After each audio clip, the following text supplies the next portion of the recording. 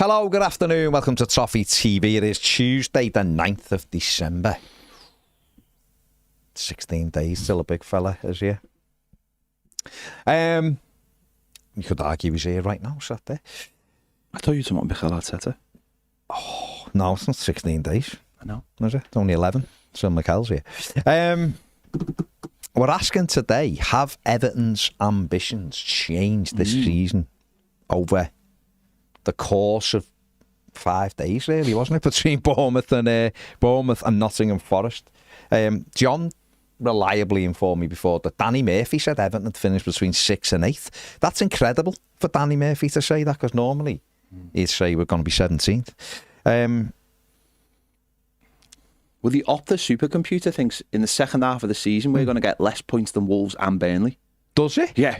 Fair play. It believes Wolves are getting 29 points, and it believes Burnley are getting 39 points, and it believes Everton are only getting 22 points in the second half of the season. I mean, sorry, from now till the end of the season, okay, which is incredible. Yeah, that's the stupidest supercomputer I've ever known in my life. It's not real, is it? It's just some fella who's a cop-out who's just making nonsense things. It's not a supercomputer. That's just mad. Maybe it's the Opta stupid computer. Maybe that's what it is. Burnley are getting how many? 39 points. Burnley. Burnley. And country, this is staying up, and West Ham and Forest would be going down. I think the supercomputer's been on the aisle a bit early for Christmas. It's hit the Christmas. It's gone to the Christmas party, right? Yeah. It's met AI. Seems massively inferior to it. Yeah. You know. And it's just coming out with all sorts of nonsense. Like, I'll show you AI. I'll show you. Yeah.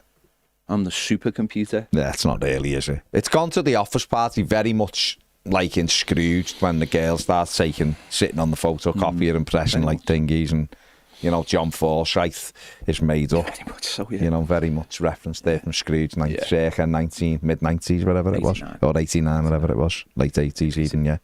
But there you go. All good. James is frantically searching those references. Yeah, he's loving it. Scrooge. Have you? You've watched Scrooge? That's scenes, that. Scrooge is tremendous. Absolute scenes. Tremendous. Who's your favourite character in there? The taxi driver. He died very recently, He was a musician. I digress. Yeah, we were upbeating your track. No, I don't. So have Niagara Falls, Frankie boy. Oh, go ahead. What a throw.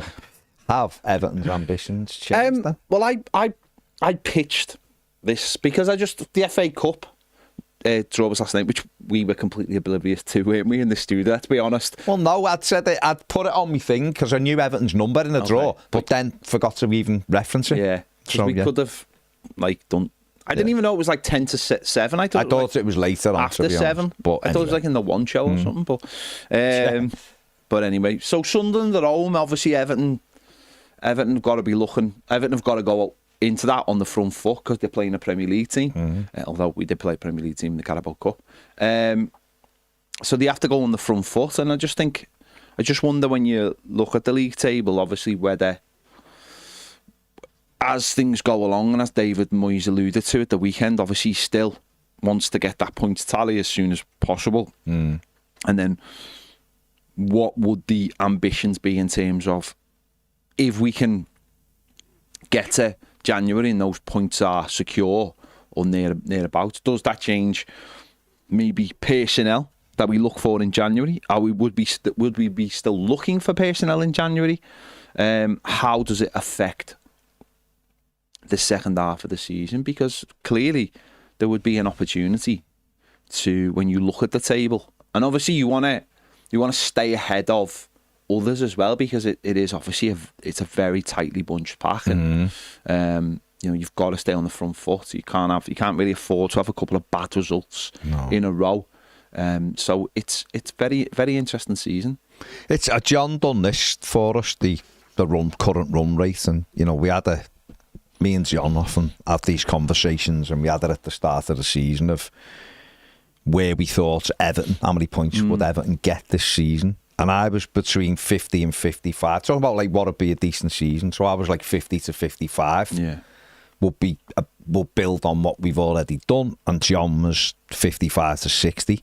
So we sort of met at the middle part. But if Everton, the current run rate puts Everton at 61 points at the end of the season, and that sort of gets you in that European football conversation around that, the 61 points.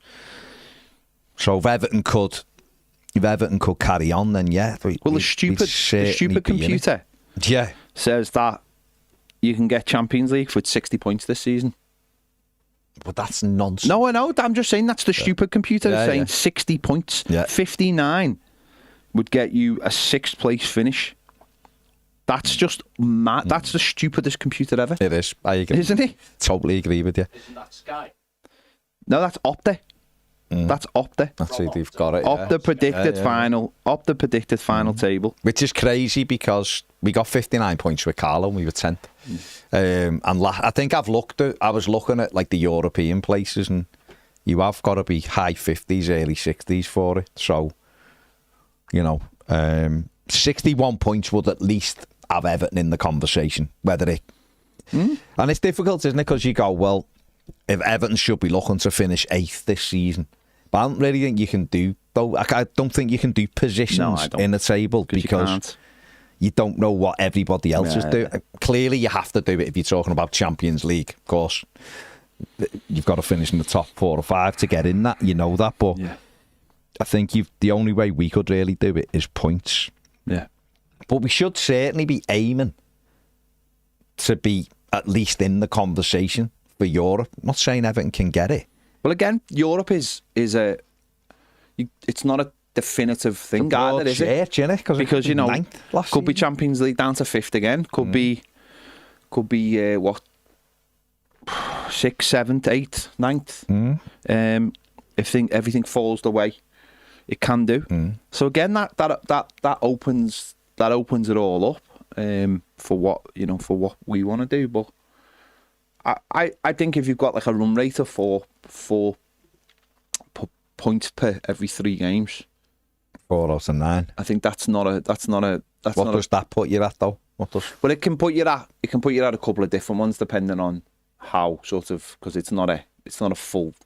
Doesn't work out equally. I prefer 6 out of 9.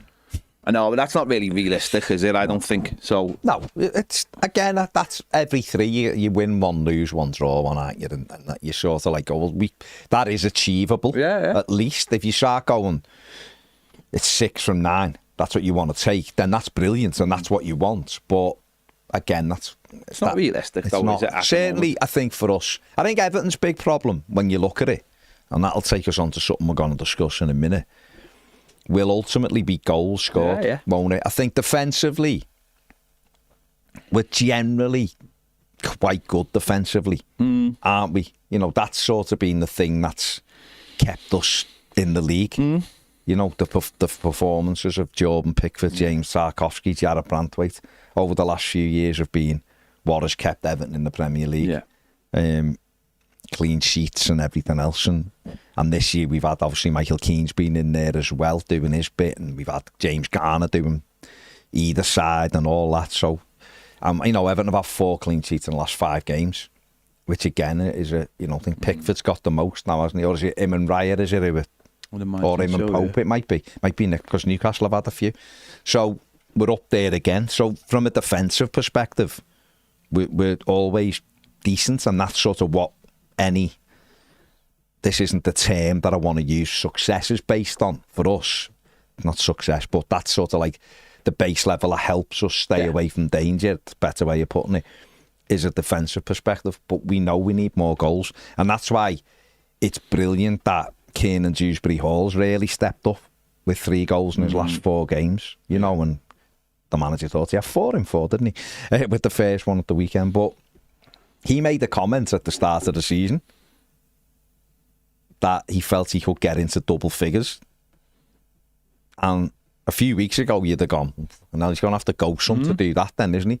Well, he's on 4 at the moment. He had a goal disallowed against Fulham, which, would have maybe stuck him on 5. So if we're 15 games in and he's on 4, if he could get sort of 8 at least, that'd make a big difference. But we obviously need more from Jack Grealish. Illy's got 4 already, but so he's got to weigh in with some goals.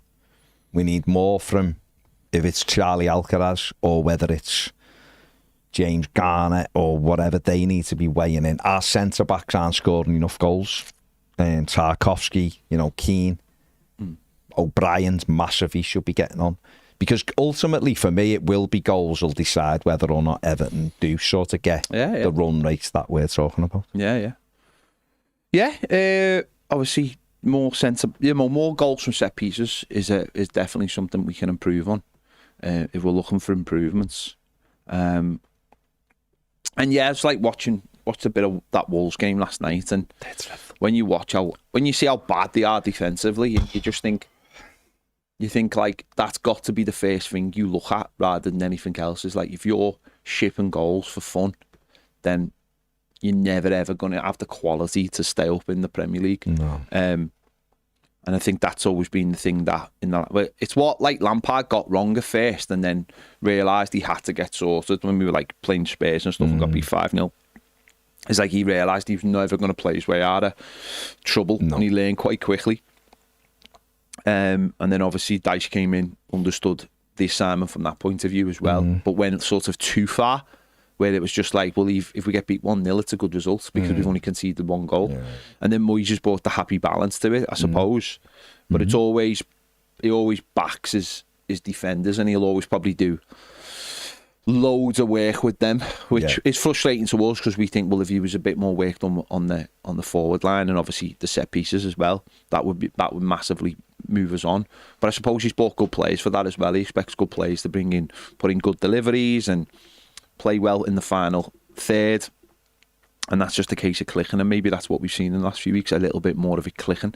Set pieces are still, for the most part, quite poor. I just wanted to come on to that, though. Do you think we saw a little bit of a change in the set pieces on Saturday? Because James Garner put a few to the deep, and obviously we saw the goalie flap at the one that led to the third goal. Did you see Newcastle's?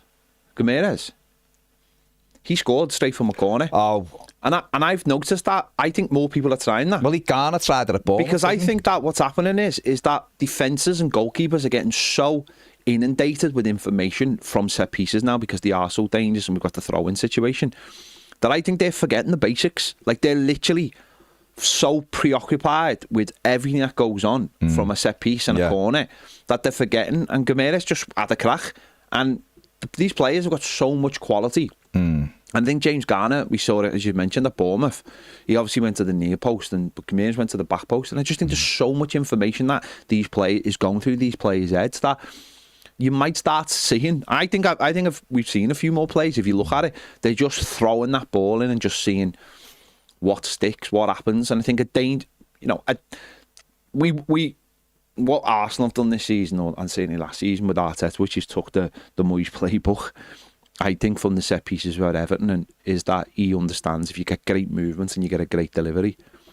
But great deliveries are massively important, and why not? Why not just put as much panic into the defence as you can by just putting that ball in? And I think, as you said, we saw that with Garner. We didn't see it as much on Saturday as such, but the one we scored from for the third was a ball that Sells lost. 2 deep corners in, which we haven't been doing. Dyche's done it with McNeil, but we'd stopped doing it. It's something that's funny because it's something that I used to do when I was playing.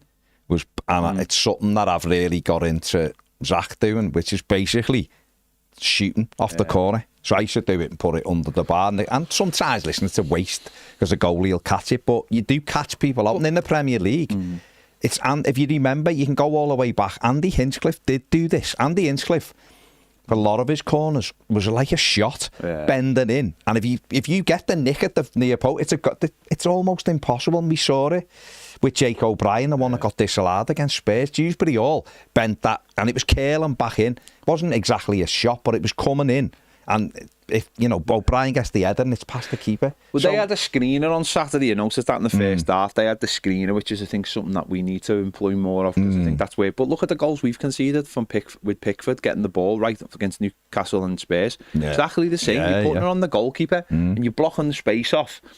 I think when we defend, we need a screener. But I think if you're going deep, you've given yourself a chance. If you can get past that near post, you're giving yourself a chance from where everything drops. So we have to improve there. But I think it's always going to be based on on defensive stability and then just building from there. But goals are obviously going to be the massive key for us. Paul says you're allowed to foul goalkeepers now, which has been a big change. I don't know whether you're allowed to foul them, but there is a bit more. They're taking a bit more contact than probably what they used to, really. It feels like that a little bit anyway. It seemed to be a time where you couldn't even go near them, otherwise the ref would have the whistle in his mouth. But yeah, I mean, I think... Although saying that, we got one disallowed against Spurs. I think I've noticed, obviously, there's a lot more going on with the players standing in front of the goalie. I think Forest had one disallowed at Wolves for that as well last week, and we've seen that more and more. Not all are disallowed, some are given.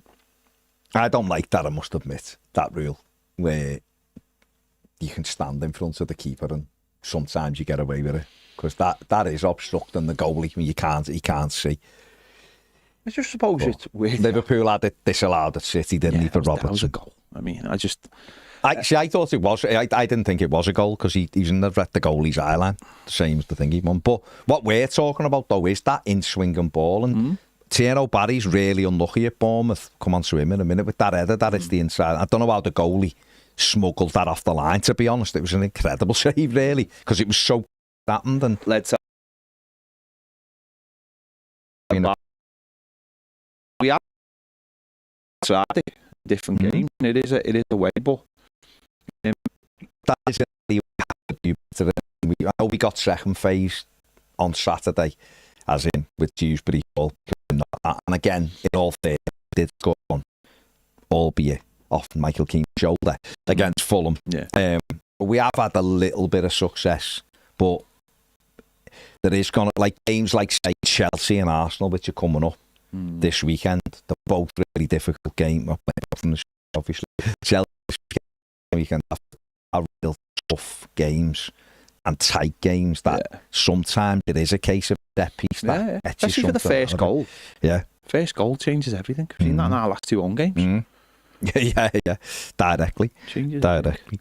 But no, I think it's an interesting one, isn't it? And it's interesting you're saying about Wolves, because I put a bit of Wolves on last night. They were so poor defensively, and you looked at them, and again, me and John were talking about this before. Looking at what Wolves were doing, and obviously they had all the Portuguese influence. They were sort of 7th, 8th, weren't they? Yeah. I don't know what's going on with the internet, if it's breaking up.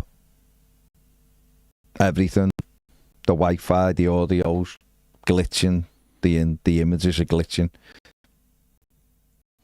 There's not much we can do about that. The storm, what's it, Storm Bram or something. Do it? Yeah, so that's the internet. I don't really know what we can do. Can't do anything. Just have to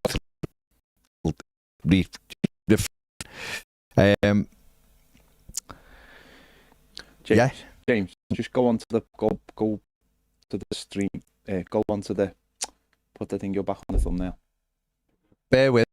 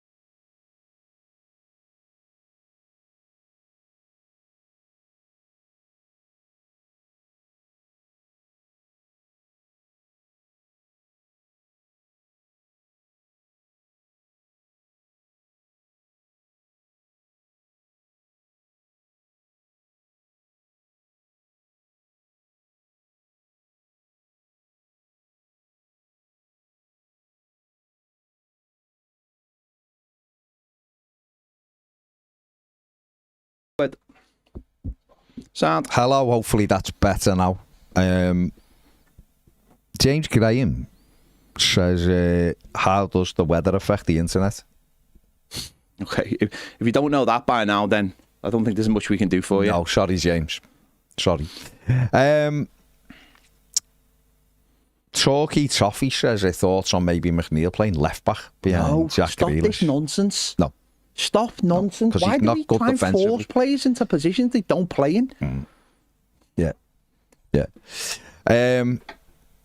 So Everton keep going keep doing what they're doing. Got to improve the set pieces because they will sometimes be the key to nicking games, won't they? Because we're not heavy scorers. We had 3 at the weekend. We probably should have scored more at the weekend, if truth be told, but we got 3. Hopefully that'll improve.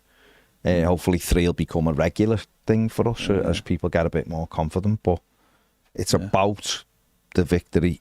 It's about keep nicking games if you can, because that builds on confidence. Do you think where we are now might change what they do in January?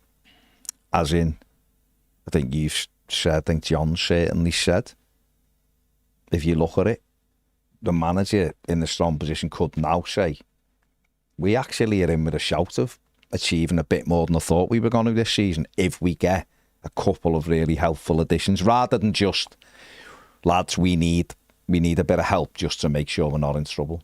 Or do you think it's not at that yet? Maybe the next couple. Well, I think it's a whole... I don't buy this argument of like the owners not wanting to spend money. I'm just asking you the question. Well, I'm giving you an answer. I don't buy this argument of... I heard this on the radio last night on the way home, and someone said the owners have to prove they've got the money or something, or like they've got the... And I was thinking, what are you talking about? Yeah, I've got the money. I was like, what are you... Like, it wasn't like they've got the money. It was more like, you know... prove their ambition. Prove their ambition. And I was like, what are you... Like, I'm pretty sure these owners are very ambitious. Now, they're not like being money ambitious, but they're surely... They want to see Everton, first of all, in Europe. Because what's the point of owning a... These people... in my opinion, are never going to Everton are never going to be like a team or a club that attracts day trippers. And when I say day trippers, what I mean by that is people who don't really have an affiliation with Everton, but come based on the shared glory of watching Everton play football, like they will with a Man City because they're the league title holders, or Liverpool, or Chelsea. Unless you start winning big trophies. Okay, that's the only way to do it. I'll take that. Or Chelsea because they've won the World Club Trophy, and you're going and Champions Leagues as well. And it becomes like a museum. You're on the museum, and it becomes almost like a museum itself by being there.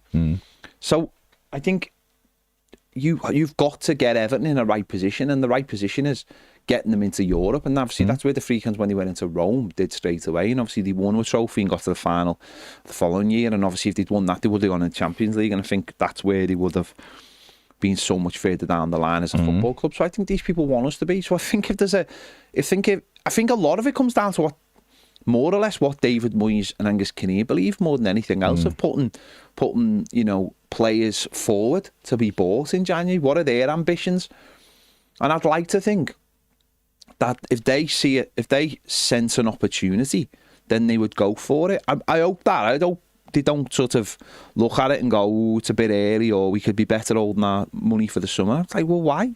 Why can't you go and spend some of that money now, or spend some money now and propel us up the table with some quality? And I think if there's players out there, go and get them. Go and get them. Don't wait about. If there's an opportunity to get them, and if that means also us nicking in January when someone else might be waiting for the summer and paying a little bit more, but that paying a little bit more helps us get us in Europe, then surely again that's what we should be looking for. If you want to judge a club, look at like Newcastle, who are absolutely dead and buried. Went and bought some absolutely amazing players in that January. What was it now, 4 years ago or whatever it was? 4 years, yeah. And it propelled them up the league. Now, I'm not saying Everton are going to have a January like that, but why not just go, do you know what? If we were to get a left back and we were to really help Grealish out, God, that could be the difference between, like, that could be 5 or 6 extra points. That's worth its weight in gold. You know, a couple of more other players who build the squad. Dare I say a right back? Dare I say another centre forward? They're the play that could get you another 8 points. That's huge. That is absolutely huge, and that's not just for this season. That's for then you've bedded them in for next season. Well, we saw it with. It didn't ultimately end up the way it probably should have done, but we saw that with Aston Villa last season, didn't we? Yeah. They went and got Asensio, and they went and got Marcus Rashford in, didn't they? They think this, and I think the January before they've done it with, they got Bardashali in as well last year, didn't they? But the year before they've got players in as well, and to try to give them a boost. And Newcastle have done it, like you've said. So, you know, I think we know anyway, don't we? We know anyway because our squad is thin. We saw it at the weekend. We had 2 goalkeepers on the bench that only had 8 players on. Yeah. And 2 of them were academy kids who were never getting on anyway. So we only, and we'd said this on Friday, haven't we, and Thursday, that we were probably only going to have 3 or 4 real subs at the weekend. And it was 3, wasn't it? Because Asnu is never getting I don't even on. think you should even... Asnu's got as much chance as the goalies. Yeah, so, you know, at the weekend we had, Beto, McNeil and Dibbling, and all 3 of them come on, didn't they? So, if you look at it like that, I know this weekend we're helped. We've got Garner back and we've got Irabunen back, which is good. But the squad's thin anyway, and the manager will want that padded out anyway. And if you can do it with quality, we've still got 6 international loans available, and I'm not advocating Everton go and bring 6 players in on loan, but we could certainly go and get a couple in from Europe who could help till the summer. Yeah. And then that leaves this money there. There was money there in the summer, so the money, and that money could be spent either on a centre forward or a right back, like you said, or a left back. Don't think they'd buy a midfield player in January because... No, they could bring Harrison Armstrong back, but I don't think they will. But again, you know, Roll is fit, and you've got Adrissa back, and you've got Irabunen, and you've got Dewsbury Hall, and you've got James Garner and Alcaraz. You've already got a lot of lads. Dwight McNeil can go in there as well. You've got a lot of lads who can play in that role in there. I think full back, definitely look at either a right back or a left back, both if you wanted, and there's definitely a case for another striker or another winger. For me, a winger with real pace. Frankelino Jew went off injured after half an hour the other day, so don't know whether that scuppered anything, but Everton have watched him half a dozen times already this season. He's someone who can play in 2 positions. You know, Richarlison looks probably unlikely, doesn't he? He's still scoring for Spurs. And Ivan Toney, that stuff that's come out today means Spurs probably ain't getting him. So, it's interesting. Someone might have to take him. He might be able to leave the country. Yeah, true, yeah. It's fact. Yeah. Wait for his passport taken off him. Why not? It's just an assault. Why wouldn't he be? He might be able to leave the country. He might not be allowed to leave, yeah. That has been said this morning, though. So, anyway, it's all interesting, isn't it? It's interesting to see what we could do. But we definitely need to do a couple of bits and pieces, I think, at least, because Arsenal's got to go out anyway. Yeah. Arsenal's going to go on loan, and therefore we can't go back to having 1 left back. No. I know you could argue, and you'd have a really good case for arguing at the moment, that we've only got 1 left back now. But we have only James got 1 Garner would probably go and play there if anything, wouldn't he? We have only got 1 left back. Arsenal's just not even going to consider, is he? Yeah. So interesting one. Yeah. It's an interesting one. Just a few comments before we move on to something different. Josh says, our ambitions change with the weather. If we lose the next 2, which is very possible, it'll all be doom and gloom again. If we win both, then we're finishing top 5. No, I completely disagree with that. That's not the ambitions of the football club. That's the emotion of the fans. That's not what the club will be doing. They won't look at it like that. I imagine they'll be looking at. They can't, can they? They'll be looking at the points tally and obviously once we get to 19 games when we've played everybody, well, we won't have actually played everybody. No, but we're halfway through. Yeah, we're halfway through the season. Alex says, afternoon lads, some follow up to the final word. Dwight McNeil gets his haircut with a knife and fork. Come on. It doesn't shock me Notts Forest, love it, have complained to the PGMOL about Tarky on Saturday. He was very lucky for me. He needs to pack it in with stuff like that, I'm paraphrasing. He's tried a few like that, not as bad, obviously, with Walter Maid, who genuinely laughed in his face and made him look silly by scoring with Tahi nowhere to be seen. Would you leave Garner out for Chelsea if everyone else is available for protect the potential for him to be missing against Arsenal if he got booked? And a 3 of Guy, Irabunum and Dewsbury Hall. No. Why? What's the point? Because you'd have him for Arsenal. Guaranteed. So? But if he's going to get booked, he's going to miss a game, isn't he? Whichever it is, whether it's Arsenal, Burnley or Forest. Yeah. And then the amnesty starts again then, doesn't it? So, Gary Waters Hardy. Sasquatch says, for a team like us, our ambitions will always change during the season. Luckily, this season, it's more of an ambitious change than in recent years. Okay. Ian Denny says there's a big difference between belief and hope. For years, I think I've lived in hope, but I have a different feeling now. It's a genuine belief that we can start to achieve something. I think the catalyst is players that believe. I sense Dewsbury Hall in particular has that belief, as does Grealish. And they're such positive people. I think they're infectious to those around them and creating a foundation of belief in the team and squad. I think is passing on to the fans in the form of belief rather than hope or wishful thinking. And yes, I know we are prone to questioning that thought. We have almost programmed ourselves not to believe because it hurts so much when we're stuck in relegation battles. Maybe it's time to switch from hope to belief and translate that from the fans to the players and therefore the results. Royal Blue Rich says, I don't think they should have changed. Win as many games as possible and see where it takes you. Isn't that always the ambition? Yeah. Should be. David Goondy says, morning gents, yes, ambitions have changed for the better. European football should always be our minimum standard. Daniel Church says, afternoon everyone, why shouldn't our ambitions change? No more of this relegation crap. We must now look up. Even Moyes said we don't belong in the bottom. This club should be challenging for Europe. Derek says, I think ambitions have changed and I hope some fans don't get ahead of themselves. Personally, I'm just pleased that Sunday, Monday games, I was hoping for the lower teams to take the points rather than the other way round like it's been for the last few years. Peter Finn says, Kazuyoshi Miura is out of contract. Is he? Steve B says, Baz, you're on to 19-year-old Ghanaian centre mid Caleb Yarenki, who plays for Northern. Looks really good, proper strong and mobile. Can play box to box and will end up at a European team. Yeah, I've seen bits of him. I've also, someone mentioned the cat as well, the young Belgian lad who's 17. He's one who a lot of people are looking at now. Have you seen him, Steve? He looks like one certainly to keep an eye on. Plays for Anderlecht, I think. Lines, he says, afternoon lads and fellow Blues, couple of things I need to get off my chest. Firstly, who the hell is Jay Bothroyd? And what right does he have to say Tahi deserved the red? He played 62 times in the Premier League, for God's sake. And secondly, why did we never come out of it as a club and defend our own? I'm fuming with the lack of backbone in our club. Anyway, lads, rant over. We are flying.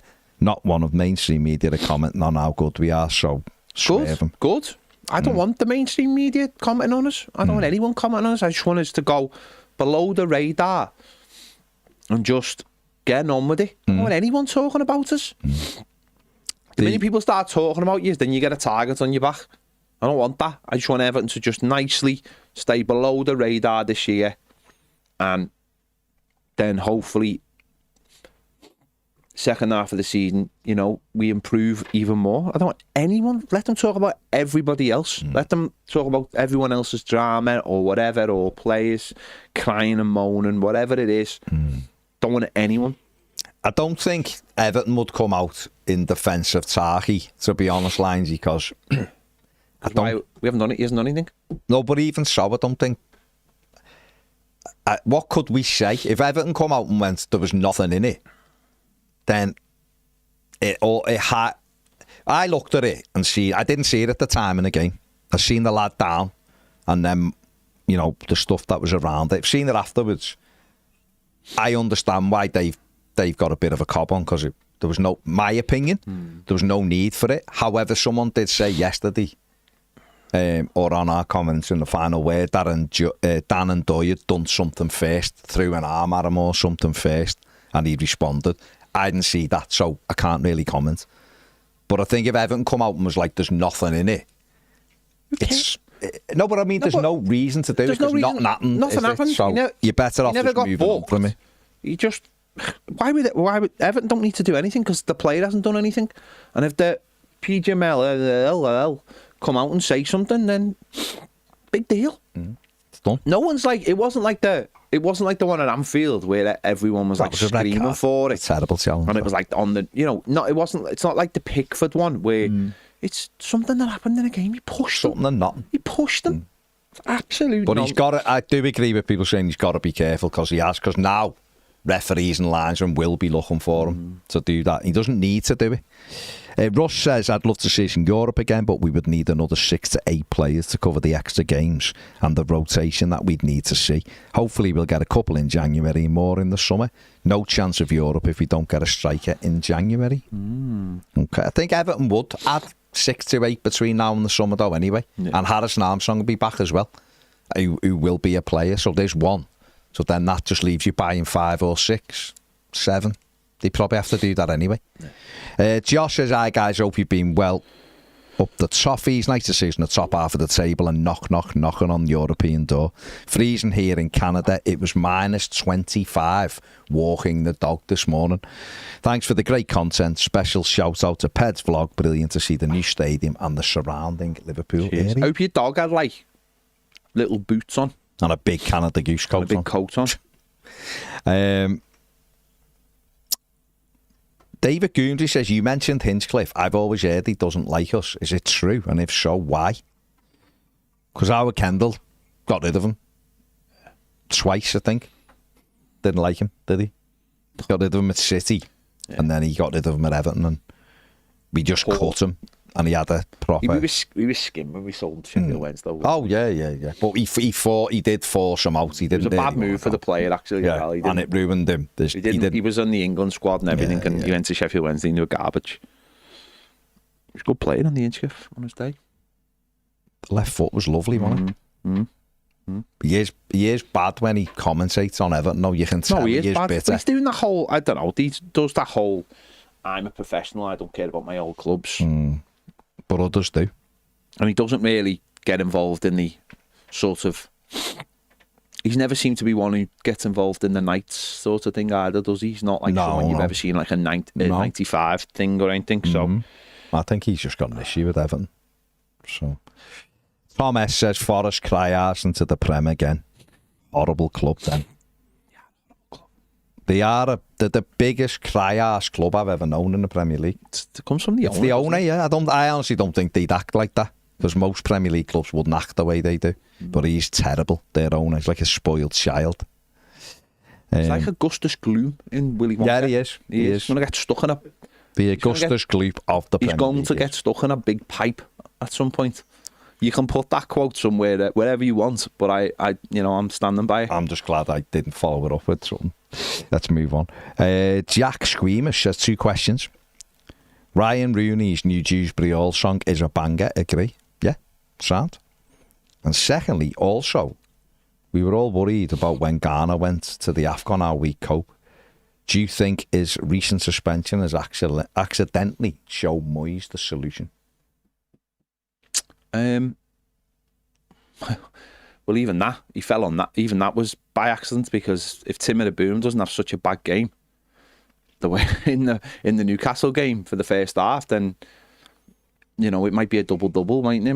Might have stumbled on something. But we'll have to wait and see. Let's come back after we've played 3 or 4 games of, more and see where we are. You can't tell, can you? I don't buy into the thing that we don't miss Ghana. I just don't buy into it at all because he's often our best midfield player. So I know some people are desperate to think that he's not as good as he is, but for me, he's so influential. But it's great that in a couple of the games we've been able to cope with them. With we missed them massively against Newcastle, in my opinion, but we didn't miss them at Bournemouth because the lads done brilliant. They done brilliant Saturday, so it's good. That's what you want, don't you?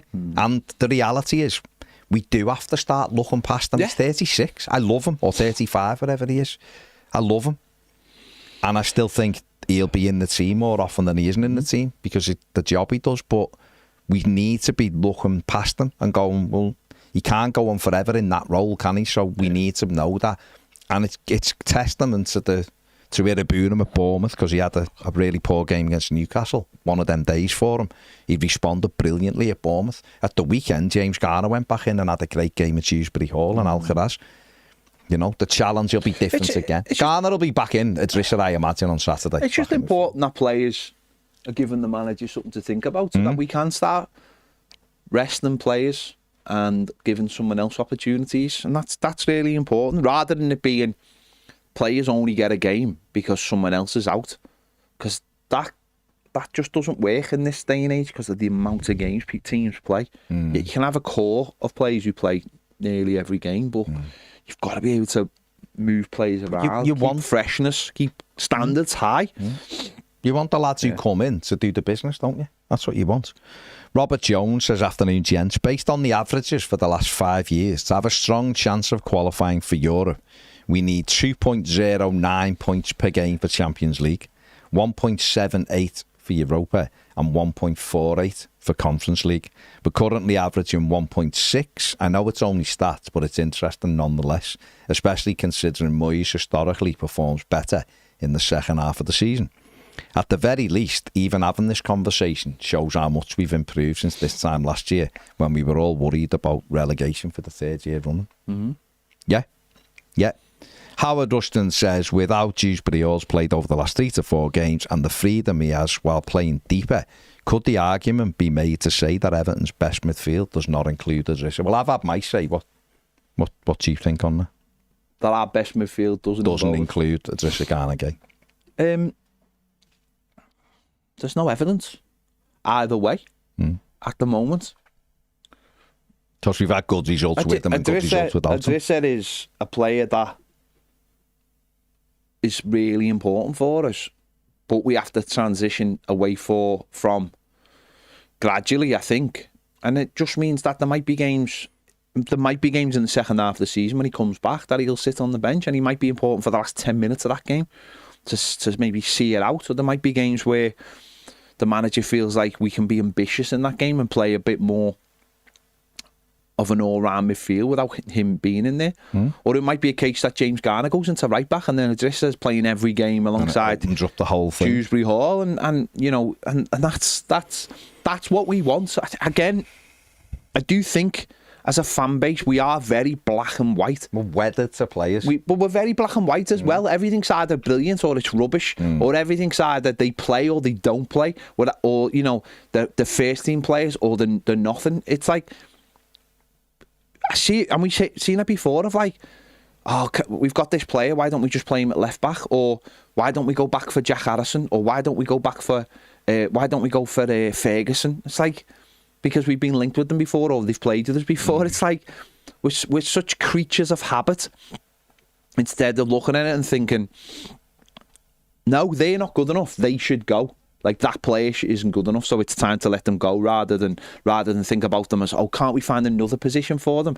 I think Idrissa, it's like maybe, oh, let's just get them out. No, there'll be games when Idrissa will play and the manager might look at it when he comes with the AFCON and go, actually, we've done all right without him, let's hope. And actually, why rush him back when he's just played in this tournament? Yeah. So let's just bring him back slowly. And then whoever's been playing, they might start to look a little bit leggy. So let's leave them out for a couple of games. The whole point is you've got to use your squad and you've got to be ambitious, and you've got to look at the whole picture and think, right, it's like Michael Keane. Michael Keane played against Newcastle and clearly wasn't fit. No. So on another day, it would have been nice to have gone, you're not 100% fit, we've got 3 games this week. Yeah. Michael, you sit on the bench. Jake, you go in there. James Garner, you play at centre-back. But because Idrissa had been... because Idrissa had been suspended, then you don't want that. If a player gets suspended, you just bring whoever's on the bench in. You know, and you know, if a player's not 100% fit, you sit out today. You just sit on the bench. If we need you, you're there. But far too many times we stretch our players right to the limit, and then we wonder why they snap. Yeah. And that's another problem, isn't it? So I think we have to. We've never fully, as a fan base, because we've never had the opportunity, understood how important a squad system is. And it's not this for tinkering's sake. It's for getting the best out of everybody. It's pushing people to the limit. Having your fittest team on the day as well, the most ready team on the day. Blue Jay says Forest have a club and a fan base that suit each other. Cry arse and moaning and poverty chanting. Hopefully they're miserable forever with Sean Dyche's stinking football. And Barry Finnegan says, what did you make of Dyche's smart comments about the water and the club paid its bills? Well, he actually made that joke about another 2 or 3 times during that press conference. Because I watched the whole thing, and none of them landed. Like, he had to do that thing where he had to tell people it was a joke in the end, and people were just sitting there going, he's just you doing this again? He thinks he's funny, but he isn't funny. Yeah. He's not funny. John Robbo might have got it. Listen, Gary Birtles would have got it. Birtles was but all fair over play, they leave him where he is. He's happy in his happy place in Nottingham. So I'm just made up he's not part of our club. Blue Jay says, if we end a 31-year winless run at Stamford Bridge on Saturday, then I'll believe we're winning a lot. No one will be able to take that feeling away from me. And David Goody says, sorry, one more comment. I thought Charlie was great in the last game. His desire to be a ball carrier and drive forward through the middle is something we've missed. Yeah, he did all right. He wasn't brilliant, but he did all right. Come in, done a job. He does get us going the other way, doesn't he? Better than probably anyone we've got in doing that, what he does, driving forward. We don't have anyone who has that really in that manner, so he is really good in that way. Well, we touched on before, scoring more goals might be the key. Well, it's got to be the key. Might be the key to success this season. Tierno Barry, we were obviously all there at the weekend when he scored his first Everton goal, which was great. You know, he scored in the last 2 home games, but they've been chalked off. But he scored, and it was a key goal as well, just right on half time to put us 2-0 up, and arguably it was the winning goal, as in it sort of killed them off a little bit. David Moyes was asked about him scoring his goal after the game. This is what the manager had to say. Just to go back to Tierno as well, you spoke about the backing he's received from the fans, but you've obviously put your faith in him, obviously 6 successive starts, so you must feel vindicated with that decision, because as a manager, when a striker's not scoring, you're obviously under pressure to find a solution, maybe change it all, but you stuck with him and put your faith in him. Yeah. But he'll not be able to play another 6 games and only score 1 goal. We've given him the opportunity to, he's been given the opportunity. He has to actually say that Beto's beginning to show more in what he's doing, and just beginning to look as if, and it was just getting into January where he hit really good form when I came in, I think, and got the goal. So Barry will need to keep playing well if he's going to stay, or we will put them in. And in the opening games of the season, we were happy to change them round after 60 minutes, or swap them over, whoever were doing it, because we were needing one of them to score. As it was, none of them were scoring at the time, so the choice was to give Tierno a run in the team and get used to it, get used to the Premier League as much as anything, what was expected. But we're really hoping that Beto comes back into form as well, because we need the goals from both of them. Thank you. There you go. The manager speaking about him, saying he'll have to score more than 1 in the next 6 if he's going to stay in the team, or words to that effect. But it was brilliant for Tierno Barry to get off the mark at the weekend. You could see the relief on his face, the scream, the celebration, the noise level in the stadium. Clearly everyone was there with him. And his social media since has talked about the relief and him wanting to cry when he scored and all that. And we're going to need him to go on a run now, aren't we? That's ideally what you want. That's what we're hoping. That'd unlock him, relax him a little bit.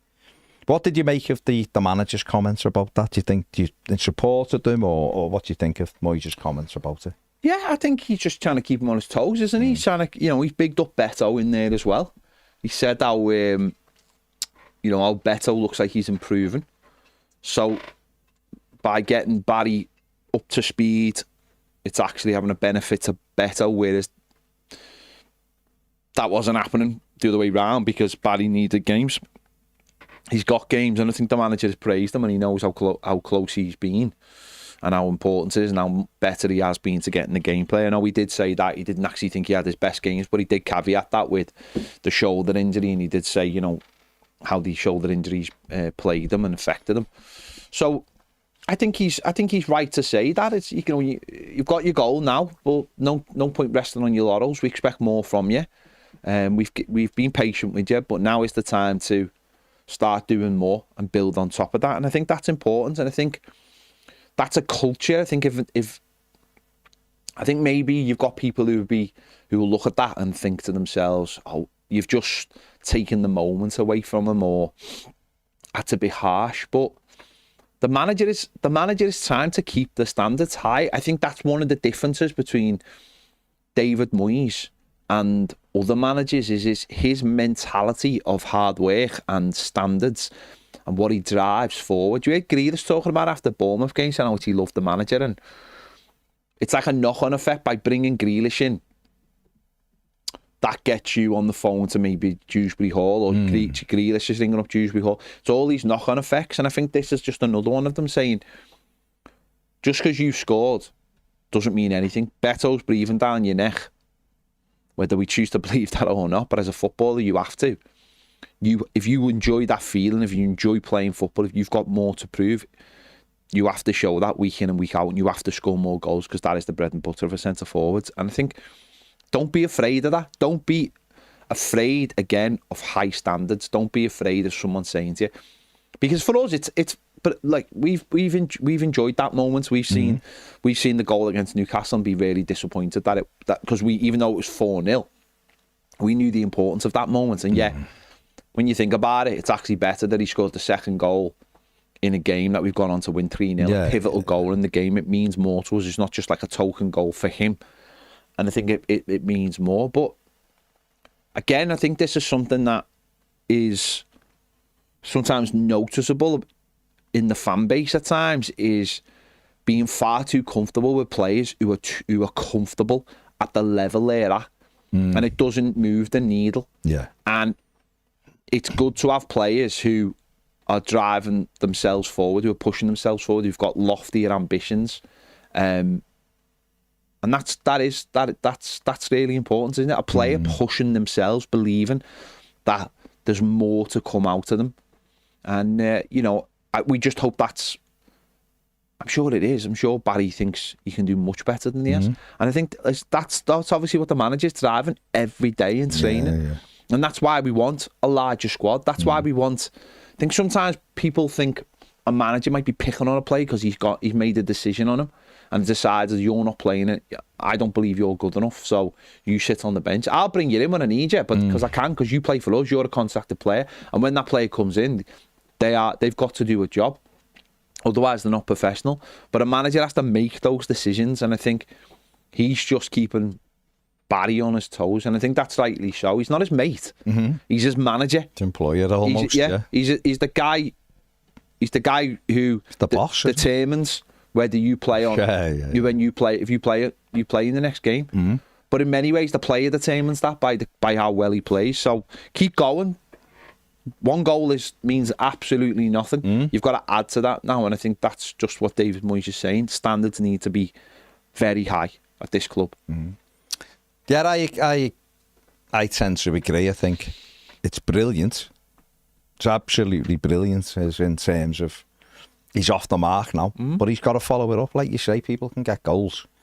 It's whether you can get them consistently. Now, this lad has notoriously took a bit of time at his clubs, and once he's got it, he's off the mark and he gets going, and he tends to score regularly, which is why Everton have paid the money for him.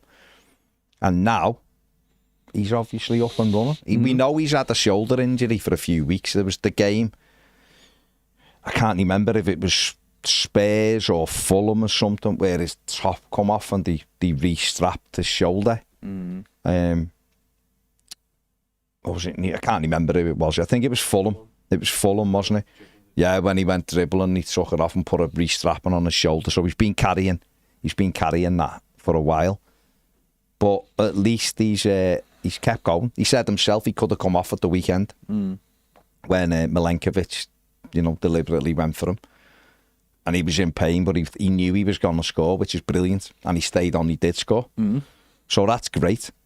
So now, it's building on it. And I think there's nothing wrong with the manager saying that, because those standards have got to be there. We can't hang around in the hope that it comes. I think what David Moyes has done really well, and I think the question alluded to this, didn't it, was you put him in, you pick something we said weeks ago. Just nail your colours to the mast with him. Tell him he's your striker for the next half a dozen games and see how he gets on. Well, the manager did that. He did that from Sunderland, didn't he? And what we've seen is much better performances from Tierno Barry since that game. Level of performance gone up, improved every game. I tend to agree with the manager. Saturday, he wasn't as good as he has been, but he's ended up with himself on the score sheet. Which is key, and he almost benefited from doing almost all of the groundwork and building up the level of performance and getting used to it to be in that position. Makes a great crossover run with Alcaraz, gets himself set and finishes it well.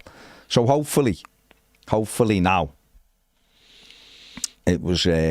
that's unlocking his potential, and he will start regularly scoring. We want more from Beto. We know that. Beto showed in the second half of the season, if he gets on a run, he can add goals. Do you think we play differently now than we did last season? Still, if you look at Beto's goals, little through balls, and he took the few of them in. Don't get me wrong, he was in and around the penalty area against like United. He scored that inside the 6-yard box and things like that. But I do think his strengths are running onto stuff because he can stretch people. And I'm not convinced we do that now, but we do need him ready to go. But I also look and think, when you look at what the manager's looking at, he'll be looking at another striker, won't he? Yeah. He's got to be, because if you look at who we're battling with, most of those other clubs have certainly got 2 or 3 lads who are regularly putting the ball in the net or got that ability. If you take Spurs, and I'm not saying we're in a race with Spurs, far from it, but if you take Tottenham, for example, they've got Richarlison, Solanke's on his way back. They've got Colo and You say that every week. because they keep saying he's going to be available next week, and he's not available. But he's due back then. Let's say that. So you've got those 3, and they've also got Kulusevski, who's coming back, who's got a goal in him. Brennan Johnson scores goals. Yavi Simmons has added goals. So they've got Kuda scores goals. So if they've got a team. If you were competing with a Spurs, they've got a lot of goal scorers. Villa have got options. I know I expect these teams to finish above Everton, but they're the teams you're sort of in battling with right now.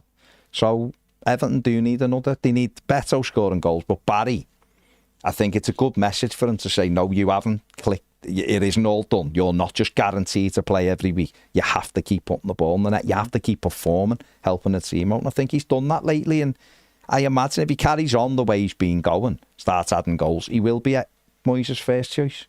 But then that's up to Beto to wrestle that position off him. This is the highest level, isn't it? It's not. You know, no one's gonna. What he's essentially saying is, I've give you 6 games, but you're not getting another 6 games. Yeah. And that's to only had 1 goal. Yeah, that's it, isn't it? So, and obviously he's got to look at the all-round thing as well. The all-round, how we play all-round. I think we play all-round better football when he's playing rather than when Beto's playing. I think Beto is basically score goals or there's nothing else because he's just not that. He's just not a good enough technical footballer all-round. I think Barry's a lot more. And you got to look. We have won games with Barry in the team, and again, that's another thing you got to look at. Is we've won games even when he hasn't scored. We've won the games. He has helped us win the games because we stay in possession a lot more. Beto has to react. I think we've said loads of times we don't expect Beto to be an Everton player next season because that would mean him going into the last year of his contract, and I certainly don't believe he'll get a new contract. That would be. That'd be really poor from the football club if we're just handing out another contract. Everton have to look at that situation. You know, there's talk in the last 24 hours that Everton are now sorting out James Garner's contract, which is what you'd expect. The Michalenko situation is very, very interesting. But Beto, you know, he's 18 months coming to in his last 18 months. I don't believe you'll hear any rumblings of him getting a new contract. So Everton have to make a decision. And that decision has to be made now of who do we buy to replace Beto so we can sell Beto in the summer. So I imagine he'll put Beto in now and again. But Barry's going to be the main man. That's what everything's been geared to. But he's got to perform. Hasn't he? He's got to, and I do think. Listen, there's things that he has to bulk up.